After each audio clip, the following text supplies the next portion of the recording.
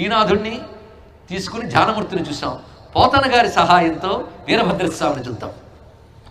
అభ్రం లిహాదభ్ర విభ్రమ భ్రభ్రమ కృన్నీల దీర్ఘ శరీరమర ప్రజ్వల జ్వలన దీప్త జ్వాలికా జాల జాజ్వల్యమాన కేశములు మెరయ చండ దిగ్వేదండ సుండావ దుర్దండ సాహస్ర ధృతి హేతి సంఘమప్ప వీక్షణత్రయలోక వీక్షణజితిలోక వీక్షణతతి దుర్నిరీక్షముగను కర్కచ కఠిన కరాల దంశ్రలు వెలుంగ ఘన కపాలాస్తి వనమాలికలను దనరా అఖిల లోక భయంకరుడగుచు వీరభద్రుడు దయించే మారట రుద్రుడగుచు వీరభద్రుడు దయించే మారట రుద్రుడగుచు. ఏం వర్ణించారండి మహానుభావుడు.